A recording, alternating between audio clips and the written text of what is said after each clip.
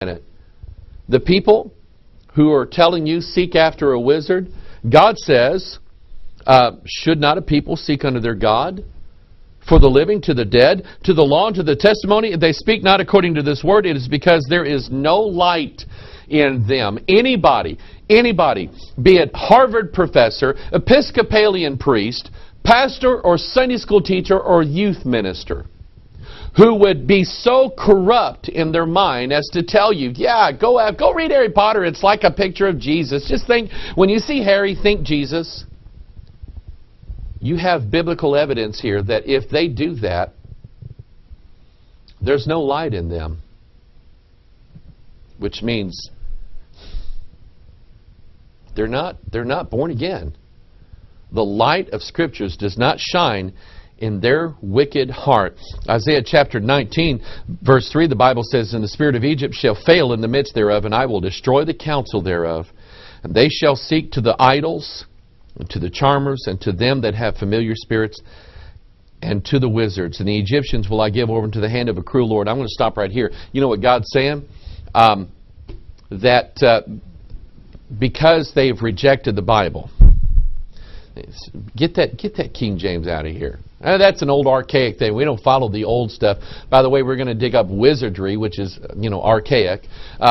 God says, because this spirit fails in them, okay, I'm going to turn them over to seek after idols and charmers and familiar spirits and to wizards. It's a judgment of God. Article out of Christianity Today.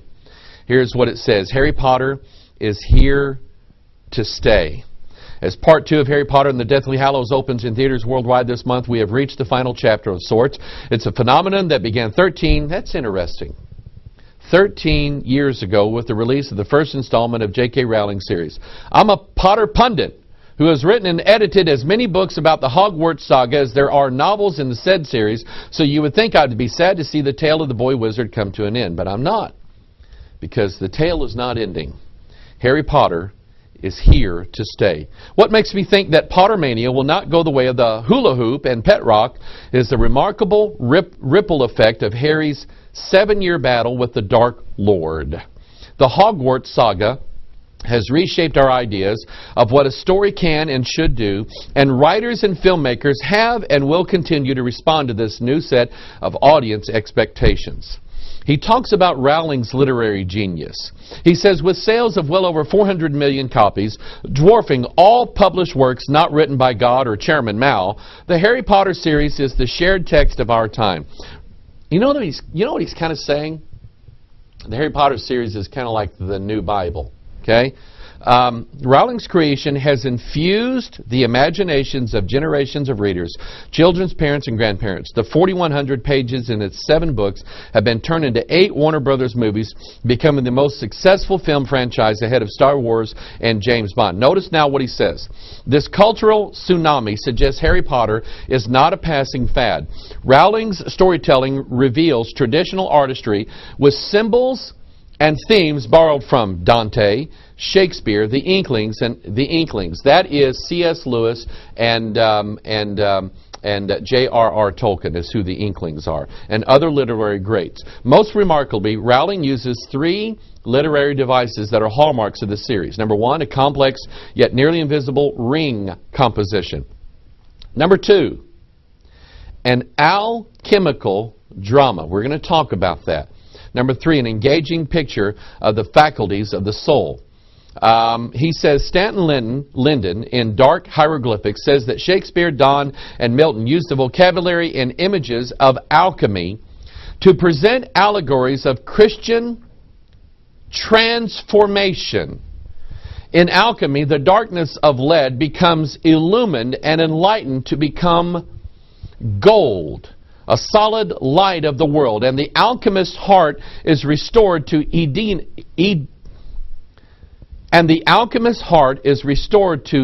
Edenic perfection.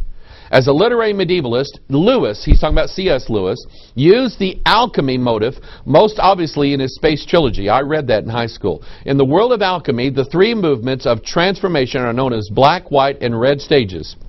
The Space Trilogy parallels these stages as we witness the spiritual dissolution purification, and perfection of Ransom, the saga's hero. Now, alchemy, and these three stages of alchemy, did you catch that? He said C.S. Lewis used it, and he said other writers have used it, like Dante and Shakespeare, and he said now J.K. Rowling uses this theme of alchemy. And alchemy, according to Christianity today, I don't know about you, but I kind of like Christianity of yesterday and Christianity of tomorrow, but I do not like Christianity of today.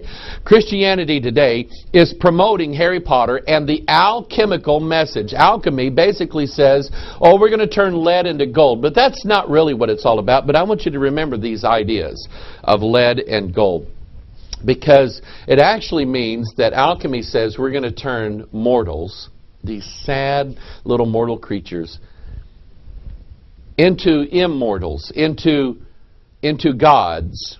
We're going to give them the mind of the gods, and they're not going to die anymore. If we go back to Genesis chapter 3, that is exactly what the serpent promised Eve, getting her away from the law of God to his own version of life without death and mortals becoming like the gods, knowing good and evil. And he describes in this article really the basis of alchemy, that says you have to dissolve it first, and then you have to rebuild it. Think about September 11th, the buildings literally dissolving right in front of our very eyes. Now they're rebuilding a new one in its place. And this is alchemy at its core. In fact, we have our character Baphomet. You remember him? Who just happens to have the words salve and coagula written upon his forearm. Salve means dissolve. Break it down. Bring it down. Let's dissolve the old world so we can build a new world order. And it has everything to do with what alchemists refer to as the Philosopher's Stone. See, the Philosopher's Stone is the key agent of transformation. The Philosopher's Stone, in fact, the very first Harry Potter book outside of America was called Harry Potter and the Philosopher's Stone. It was about alchemy. It was about transformation. And this writer in Christianity Today said it's about the transformation of Christianity. And, you know, we hear that a lot. In fact, we're seeing it with our very eyes. The Philosopher's Stone transforming something. Something is changing the church. Something is changing our country. Something is changing the world we live in. It's changing the definition of marriage. It's changing the language that we use. And it's all about a paradigm shift that brings about change. This Philosopher's Stone is often seen as a red stone. Okay, that's the Philosopher's Stone. A ruby stone was seen in the Wizard of Oz. It was about a change, a transformation. The ruby slippers were the alchemical sign of dissolving one way and coagulating into a new way, or a paradigm shift. And maybe the little pentagram there of the good witch, which I don't believe. The good witch, and the alchemical symbol of the star, the pentagram, the number 5, the red ruby stones on the ruby slippers follow the yellow brick road, the golden road that leads you to the Wizard of Oz, who basically, his job is to tell you that the change that you need to make is really already inside you. That's a theme that we hear a lot about. Getting back to the alchemical play of John Fitzgerald Kennedy, the number 77, the number 33, him being 46, number of chromosomes in our DNA. In all of that story, here's something that I found out very, very, very interesting that I think plays into this theme of alchemy, transformation, a paradigm shift. The guy that killed Kennedy, okay, maybe to keep him shut up, I don't know. Maybe that was what it was all about. His name, we called him Jack Ruby, but that was just a shortened version of his name. His real name was Jacob Okay, that's where the name Jack comes from. Jacob Rubenstein. You know what the name Rubenstein means? Ruby stone. Here we have a character in this play of JFK actually named after the ruby stone or the philosopher's stone of alchemy. I bet you didn't know that. I figured that out. This idea of gold. I want you to think about the idea of eating the God. In the Roman Catholic Church, it's called transubstantiation, where you take the God, the sun God, and you actually eat or ingest the God. Remember in the wilderness when the Israelites were worshiping the wrong God, they took all of their gold. Remember what gold represents in alchemy. It represents the God. And they took the gold and they fashioned a calf, a bull, a beast. They made a beast, and they were worshiping the beast in the wilderness. Moses comes down with the law and says, we're not going to... And you know how Moses dealt with it? This is by the hand of God, I truly believe. Moses took the God, and he crushed it down into powder, mixed it with their water, and said, drink it. The curse upon the Israelites is that they were ingesting their God, who was made of gold. Book of Psalms, chapter 115. Notice what the Bible says. Their idols are silver and gold, the work of men's hands. They have mouths, but they speak not. Eyes have they, but they see not. They have ears, but they hear not. Noses have they, but they smell not. They have hands, but they handle not. Feet have they, but they walk not. Neither speak they through their throat.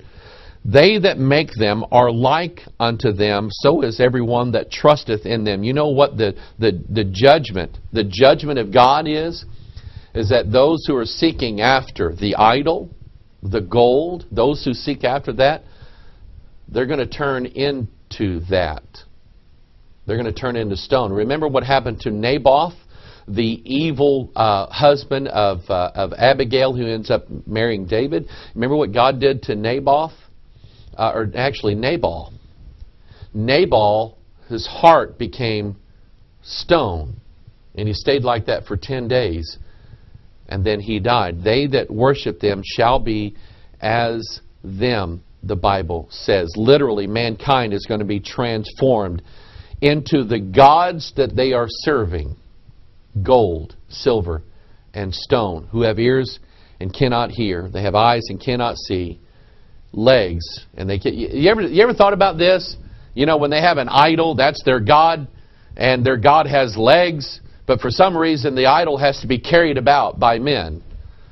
People should wake up and understand that the gods that they're serving are just simply dead. By the way, the philosopher's stone in alchemy is the exact same. You know, Albert Pike will tell you this. The philosopher's stone is the exact same thing as the capstone. On the back of the $1 bill, you have the capstone on the pyramid. It's still a stone. It's still the idol shepherd.